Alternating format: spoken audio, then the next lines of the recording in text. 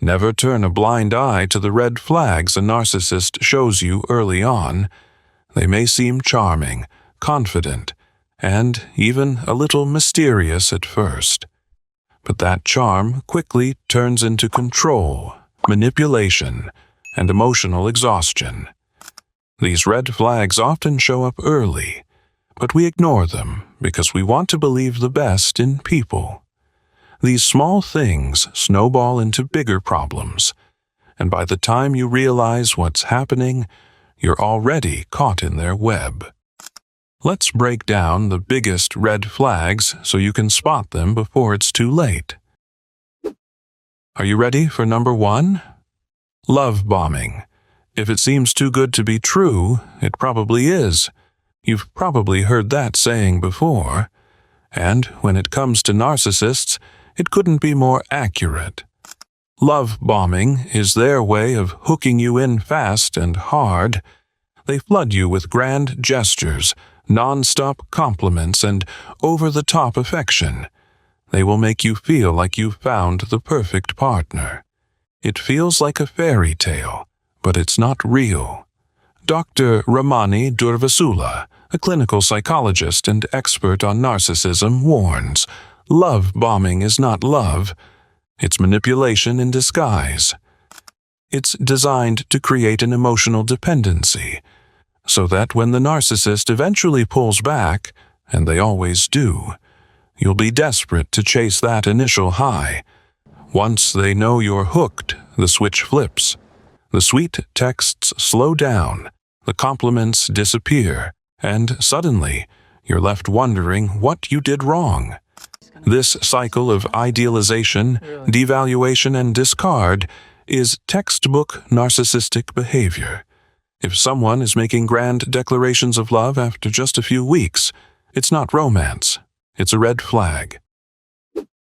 Let's talk about number 2. Gaslighting. Narcissists don't want the truth to roam free. They want to trap it, twist it, and make you question whether it was ever real. Gaslighting is their weapon of choice. They'll tell you something one day and deny it the next. You'll hear things like, "You're overreacting," or "That never happened." And after a while, you start to wonder if you're being too sensitive or losing your mind. According to Dr. Robin Stern, author of The Gaslight Effect, gaslighting works because it confuses you, wears you down, and erodes your confidence in your perceptions. That's exactly the goal. To make you doubt yourself, so they can stay in control. The scariest part is that it happens so gradually that you don't even notice you're being manipulated. One day, you're confident in what you saw or heard. The next, you're apologizing for something you didn't even do. That's how they keep you trapped. Narcissists don't argue to find solutions. They argue to win. That's why the best way to fight gaslighting is to trust your instincts. Keep records if you have to, such as texts, emails, and even a journal. And most importantly, remind yourself, if someone is constantly making you doubt your reality, that's not love, that's manipulation. Let's move on to number 3. Smear campaigns. If you've ever dealt with a narcissist, you know just how fast they spread lies. The moment you stop playing by their rules, whether you call them out, set boundaries, or try to leave, they go into attack mode. Suddenly, you're the villain.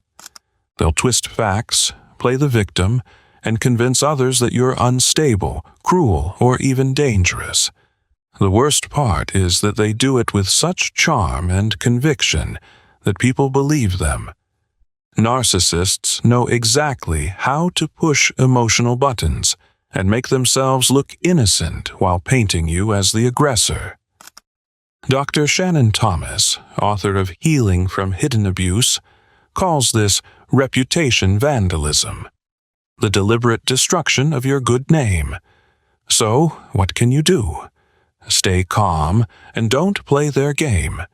Defend yourself with facts, but don't get sucked into their drama.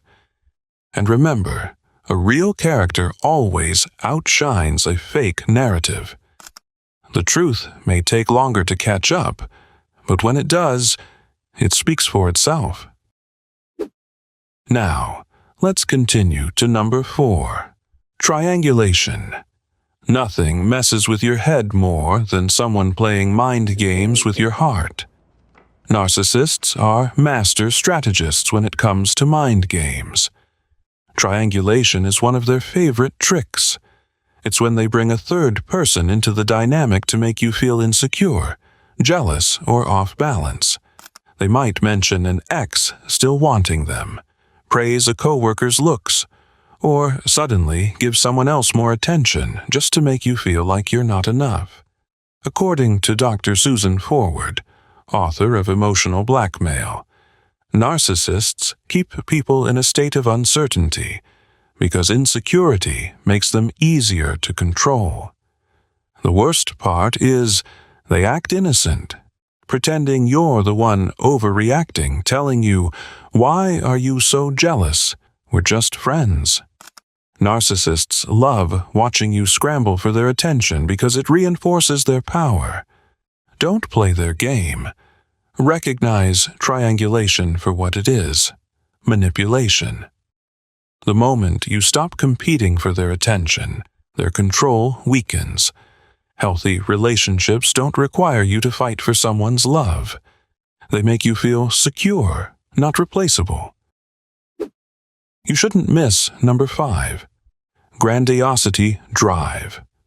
Craig Malkin, author of Rethinking Narcissism, explains, grandiosity isn't confidence. It's a mask for deep insecurity. Narcissists believe they're smarter, more talented, and more important than everyone else. They don't just want success. They think they deserve it, whether they've earned it or not. That's why they can't handle criticism. The moment you question them, even with facts, they lash out, dismiss you, or act like you're beneath them. After all, how dare you challenge someone as special as them? Narcissists exaggerate their achievements, name-drop important people, or pretend to be experts in everything. However, their actual accomplishments don't quite match the hype. Dr. Les Carter, a psychologist specializing in narcissistic abuse, calls this an illusion of superiority. They build a fantasy of greatness to avoid facing their flaws. But the truth is, real confidence doesn't need to put others down. True intelligence welcomes different opinions, and genuine success doesn't need a spotlight. So, if someone constantly brags, belittles, or acts like they're above being questioned, they're not special. They're just a narcissist in disguise. Are you still up for number 6? Boundary busting, no, is a complete sentence. But try telling that to a narcissist. Boundaries, to them, are just obstacles in their quest for control. They ignore your need for space, steamroll over your feelings, and act like your time belongs to them. When you tell them you're busy, they'll demand attention anyway. And when you ask for privacy, they'll invade it. According to therapist Nedra Glover Tawwab, author of Set Boundaries, Find Peace, healthy relationships respect limits. Toxic ones test them. And that's exactly how narcissists operate. They don't just push limits. They also act offended that you even have them in the first place. When you try to enforce boundaries, brace yourself for guilt tripping. They'll play the victim or accuse you of being selfish. They'll say phrases like, "Why are you shutting me out?" or, "I guess you don't care about me." Sound familiar? The best way to handle a narcissist's boundary busting is to stand firm. You don't owe them endless explanations. If they keep crossing the line, it's not your job to move it. It's your job to walk away. Let's keep it moving to number 7. Silent treatment. Silence isn't empty. It's full of answers. And when a narcissist gives you the silent treatment, their message is loud and clear. You didn't obey me, so now you'll suffer. It's not about needing space or cooling off. It's about control. They ignore your texts, pull away, and act like you don't exist, knowing it will make you anxious and crave their attention. Psychotherapist Beverly Engel, author of The Emotionally Abusive Relationship, calls this manipulative withholding, denying attention and affection to control another person. Narcissists use silence to make you question yourself. Guilt trip you into apologizing and remind you who's really in charge. And just when you're about to give up, they're suddenly back, acting like nothing happened. No apology, no explanation, just an unspoken expectation that you'll be grateful they're finally speaking to you again. This cycle keeps you walking on eggshells, afraid to upset them. So, what's the best response? Don't chase. Don't beg. Let them sit in their silence alone. Real love doesn't weaponize absence. It reassures, communicates, and works through problems. Here comes number 8. Projection. Have you ever noticed how the person pointing fingers often has something to hide? That's exactly what happens when a narcissist uses projection. They'll accuse you of cheating, lying, or manipulating while they're the ones doing it. It's like they're trying to deflect attention from their wrongdoings by flipping the blame onto you. According to psychologist Dr. Alexandra K.W. Ripp, narcissists often use projection as a defense mechanism to protect their fragile self-esteem. They refuse to admit their flaws, so they push them onto you, making you feel guilty or confused. Essentially, it's a way for them to avoid facing the truth about themselves while putting you on the defensive. The trick with projection is that it's so subtle, it can mess with your mind. Over time, you might start doubting yourself or questioning if you're truly the problem. The key is to recognize this pattern early, trust your instincts, and not fall into the trap of self-blame. As Dr. Ramani Durvasula puts it, when they project, they're showing you who they really are. Don't buy into their illusion. Moving on to number 9. Playing the martyr. Have you ever noticed how some people turn their pain into a performance? That's exactly what a narcissist does when they start playing the martyr. No matter what's happening, they'll act like they're always the ones who are suffering the most. And when they do this, it's never just a passing moment of frustration. It's a full-blown act designed to manipulate your emotions. They want you to feel guilty for having your problems as if their struggles should always take priority.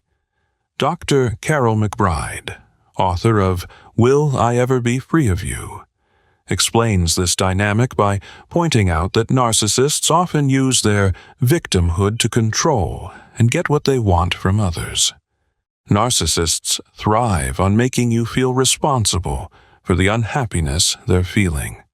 Psychologist Dr. Sherry Steins, in her work on narcissistic abuse, notes that this behavior is often a way for the narcissist to avoid accountability. They never fix their issues. Instead, they manipulate you into taking care of their emotional needs. The real kicker is that no matter how much you give, it's never enough, and you end up drained. So, how can you deal with this? Recognize that their pain is not your responsibility. You deserve to live your life without feeling guilty for simply existing, and setting boundaries is key. As Dr. McBride puts it, their misery is theirs to manage, not yours to fix. Finally, we're down to number 10. Hoovering. Why is it that just when you're ready to move on, they come crawling back? That's the trick of hoovering. Narcissists have a way of pulling you back into their web, just when you think you're finally free. It might be a fake-sounding apology, a sudden claim of self-awareness, or an urgent crisis they want you to fix. This tactic is designed to make you feel needed again, to reel you back into the emotional chaos you've been trying to escape. According to Dr. Linda Martinez-Luai, a psychologist specializing in narcissistic abuse, hoovering is a narcissist's last-ditch effort to maintain control over you. They know how to play on your emotions, pretending to change or realize their mistakes, but it's just a trick to pull you back in. It might feel tempting to believe their promises of change, but remember, it's not about your well-being. It's about the need for control.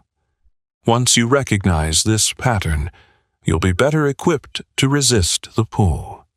As Dr. Martinez-Luai wisely advises, when a narcissist hoovers, don't get sucked back in. What they want is your energy, not your love.